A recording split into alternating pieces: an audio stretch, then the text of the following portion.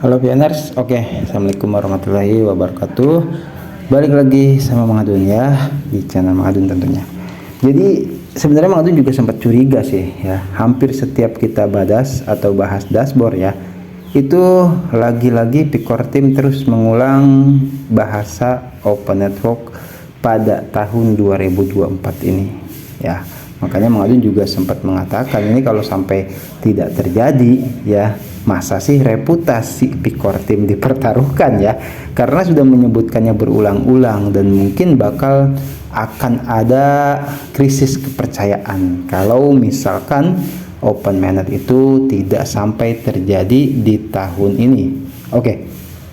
Jadi ternyata ya bukan Mang Adun aja di sini yang berpikiran serupa lah, ininya seperti itu.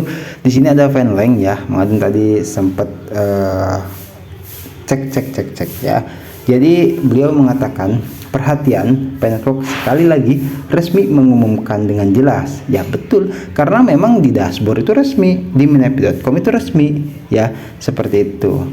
Jadi mainnet akan dibuka pada tahun 2024 ya. Jangan tanya lagi apakah mainnet bisa diluncurkan tahun ini. Oke, jadi masih banyak ya, wajar lah itu. Yang jadi permasalahan kan ini bener apa enggak ya kan, jadi pertanyaannya tuh ini gue mimpi jangan-jangan kan, kayak seperti itu ya. Jadi Fanleng mengatakan, saya sudah bilang pasti mainnet tahun ini, jika tidak pejabat tersebut tidak akan menyebutkannya berulang kali. Namun ketika mainnet online ya, pertama-tama orang-orang yang telah lulus QC harus menunggu mainnet mengantri secara berkelompok untuk dipetakan ke mainnet. Mereka yang terlambat mungkin harus menunggu 1-2 tahun. Pengelompokan ini juga untuk pengendalian. Oke. Jadi jelas ya di sini ya. Karena ya nyambung sih dengan seperti apa yang Dorisin sampaikan beberapa waktu lalu, dari 60 juta pengguna ya, itu hanyalah 15 juta QC yang Picor Team butuhkan, bahkan hanya 10 juta dompet migrasi ya yang Core Team butuhkan. Nah artinya berarti kan banyak banget tuh pioners yang bakal ya QC-nya tuh dipetakan kembali. Terus yang migrasi belum juga ya, sabar, seperti itu. Dan Mang Adun juga di sini Core Team tidak menyebutkan ya gitu, karena soal QC dan migrasi itu hanya sistem yang bisa menentukan ya. Core Team juga hanya bisa menyediakan alatnya. Kalau menurut Mang Adun seperti itu ya. Jadi perkara misalkan pioners ada yang sudah lulus QC, ada yang belum gitu, itu tergantung dari penyelesaian saat kita melakukan proses QC itu sendiri gitu. Karena apa? Karena kalau misalkan moderator berulang kali bahkan menyebutkan kalau semua dokumen dan proses QC dilakukan dengan baik dan benar, maka prosesnya bahkan tidak sampai dari 15 menit dinyatakan lulus. Nah, bagi pioners yang masa peninjauan atau belum dimigrasikan ya, kalau soal migrasi kan udah lulus QC itu artinya ya, cuman tinggal dimigrasikan saja, seperti itu. Bagi yang belum lulus QC ini khususnya nih, Mang Adun masih suka ngelihat ya ada komentar yang aduh gue sampai belum dapat undangan QC gitu kan. Itu nanti akan kita bahas ya, ada sudah Mang Adun save informasinya seperti biasa. Mang Adun tampung dulu ya. Jadi ya khusus untuk QC sebenarnya seperti itu. Jadi kalau misalkan ada yang bermasalah di QC-nya ya berarti sistem membaca ya, karena kan AI dan tentunya validator juga berpengaruh gitu. Dan validator itu bukan hanya 1-2 orang ya, kita tahu. Jadi kalau misalkan disetujui oleh orang, oke, itu akan dicek lagi oleh sistem. Atau sebaliknya, setelah dicek oleh sistem dikembalikan ke para validator ya. Jadi kalau misalkan lulus mulus ya kan, terus bagus ya, nggak ada masalah ya, apa yang berkendala? Tidak ada. Dan banyak itu pioners yang juga mulus-mulus saja ya. Jadi kalau misalkan ada yang bermasalah ya coba, Mang Adun sering katakan, coba diingat-ingat lagi ya, seperti itu. Apanya nih kira-kira yang salah? Apakah salah penulisan tanggal atau nama atau apalah, banyak ya dokumennya itu di KYC itu. Oke.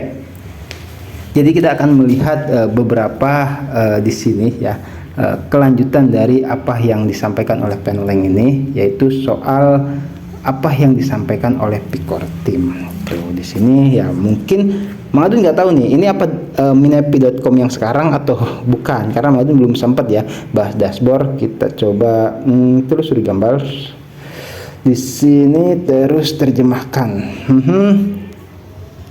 Kita lihat peningkatan dirancang untuk memberdayakan planner untuk lebih mengatur dan menyesuaikan ruang online mereka, memastikan bahwa setiap interaksi tidak hanya berkontribusi pada lingkungan sosial yang lebih sehat dan bertanggung jawab, namun juga sejalan dengan komitmen kami terhadap visi sosial Web3. Oh, ini belum pernah baca, jangan-jangan di minepi.com yang sekarang nih ya, gitu. Oke, yang transparan dan mandiri jaringan. Hal ini mendorong kemajuan komunitas menuju desentralisasi sosial selaras dengan tujuan Open Web 2024. Bergabunglah bersama kami saat kami menjelajahi fitur-fitur baru ini serta pembaruan rutin lainnya yang dirancang untuk mendorong percakapan online yang lebih bermakna dan saling menghormati. Ini soal Fireside Forum ya, jelas di sini kayaknya. Jadi Mang Adun belum sempat masuk ke sesi badas ya, nantilah ya. Mang Adun ada kesibukan ya, santai dulu aja. Oke, kita akan lanjut ya. Yang kedua di sini, ini bahkan dari moderator seperti itu, kita diketuk saja. Dan banyak ya moderator itu yang ucapannya bisa dipertanggungjawabkan lah ya, karena sesuai dari soal kemarin Livanas juga begitu ya. Oke, di sini kita bisa lihat itu pakai nama kode ya, nama penggunanya itu moderator V7777 V. Oke, mainnet akan tersedia tahun ini. Namun mainnet adalah mainnet untuk orang yang sudah melewati orang dan tidak ada hubungannya dengan orang yang belum melewati orang. Ya, artinya yang sudah lulus QC ya, dan gak ada hubungannya bagi yang belum lulus QC. Artinya yang belum lulus QC tetap akan Picor Team bagikan, dalam artian bagikan itu ya kebagian juga ya, gitu. Soal open mainnet, tapi ya mungkin di prediksi Penleng itu sampai setahun atau 2 tahun kemudian setelah selesai pemetaannya, seperti itu. Karena apa? Itu pun untuk sebuah pengendalian ya, dan jangan sampai seperti yang kemarin kita bahas ya, keamanan jaringan, keselamatan Penetrok, kesuksesan Penetrok itu yang paling pertama.